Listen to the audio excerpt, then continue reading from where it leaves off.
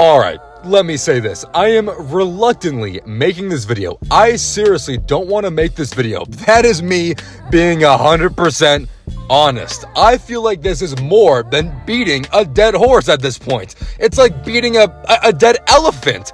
I have zero desire to discuss Cam's kicks or anything involving his catastrophically dead YouTube channel, which is so dead, it is like the Chernobyl of content. With 163,000 subscribers, Cam's kicks' last 15 videos average about 3,600 views each. That means less than 3% of his actual audience are consuming his content. On top of that, his subscriber count has been stagnant, showing no growth since October of last year. His sneaker content has not changed since the original sneaker store videos over 4 years ago. The only thing that changes is seemingly what sneaker store he owns and is in. Throughout the course of Cam's YouTube journey, he has managed to open and close about 5 stores in that time. But either through bad business, bad communication, or deliberate ignorance and lack of care, Cam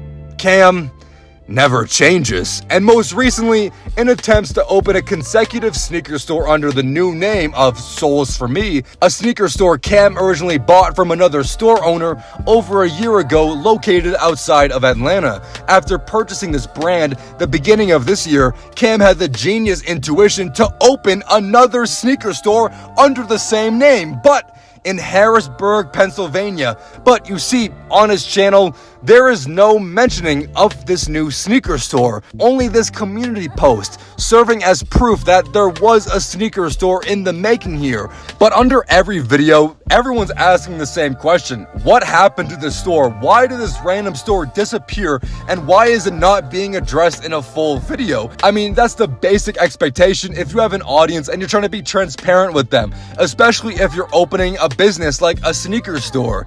You then have Cam's wife, yes, wife, replying and white knighting for Cam, gaslighting the audience into thinking Cam gave a proper explanation, but never did. My guy has more than one store. No, I did. We had to close that one. Word. Yeah. What? Yeah. We're breaking news to me. I didn't like publicly say anything about it. It was, I don't know. It just wasn't a great location. Who was going to be the new owner of that store was actually a long-time previous employee of Cam, a person named Danny. It's ironic that they had a falling out all those years ago, but then here we are in 2025, the same thing happening again. Cam has been posting some interesting, that is the polite word to use, podcasts on his YouTube channel, some with his now wife and others with randoms, but most recently with Henry, a former employee and former associate of the infamous sneaker scammer named Hank the Tank. And of course, I was called out, I was name dropped, and it's just ridiculous. Then Trippin is just dragging me on the internet every fucking day. Oh, it wasn't every day, but he was just constantly making videos. I mean, he was getting views off the situation, so I can understand that aspect. But he kept making videos and videos and videos. But also out of a genuine concern and just for trying to find a logical explanation on the situation that transpired. It's just like that whole situation, like.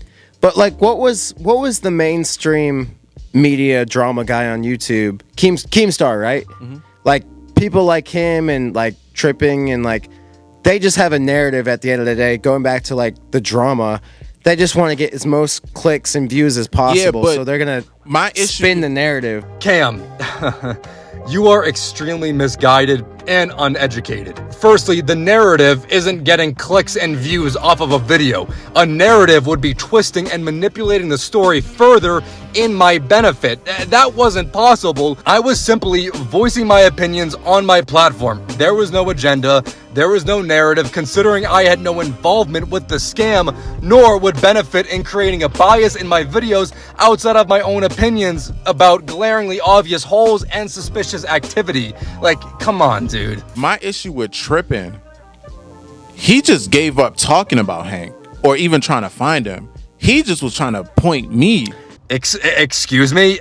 I gave up talking about Hank and gave up ever finding him? What? You were the one working in close proximity with him for years. You even knew what his address was. What were you expecting me to do? Did you want me to set up some nationwide national manhunt Amber Alert and call in Homeland Security and the FBI and all these law enforcement to come find Hank for the scam that you were an employee of during the time of the scam? Like what do you want me to do? Like, what expectations did you really want me to do? But you know why? Because Hank was nowhere to be found, so he wanted someone that was still somewhat relevant and in YouTube that's gonna have a response and get a rise out of that. You know what I mean? From my perspective, seeing it now, that's what I see. First, the videos that I were making were bad, and they were all just for me to spin a narrative and cash in on the situation. Now, Henry is saying that I should have kept talking about him.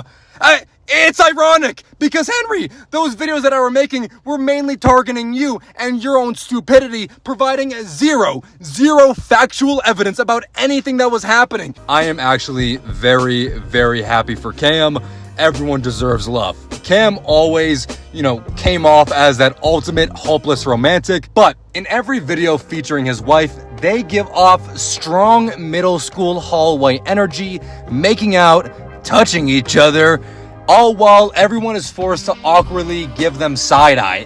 The PDA is borderline unbearable, like watching two 8th graders discover physical touch for the first time. Watching Cam try and display any form of physical intimacy is like watching Love on the Spectrum from Netflix. He deserves love, especially the love that leads to get matching tattoos of Air Jordan 1 mochas, because nothing says eternal commitment like permanently inking a symbol of mass-produced consumerism onto your body, ink soaked into your skin like the metaphorical blood of underpaid Nike factory workers, now forever bonded to your flesh. After skimming through this video, I just had to watch it. Oh, Jesus Christ. Like, this frame alone. Why? What's going on here? This is haunting.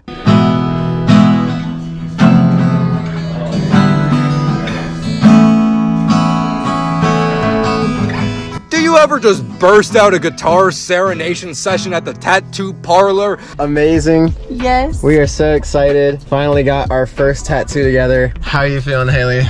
Happy? Finally we did it. Yeah, we've been talking about it for a little bit, so I'm glad we were finally able to do it. Yes. And yeah, I guess that's pretty much it for this one. We're gonna go get some dinner or something now. We've been at the tattoo shop all day, so. Honestly, the tattoo itself really doesn't look that bad. The tattoo artist did a great job, but the placement, where it was tattooed, the meaning and what it is and why is really questionable. I will never understand matching tattoos because, like, you're getting married. Like, the bond of marriage should be enough. You don't need to commit ink on your body to show the world that when you stand together, the little shoelaces will make a heart, because we love Air Jordan 1s and love each other. If you wanted to do like some sentimental tattoo, why did it have to be a materialistic branded sneaker?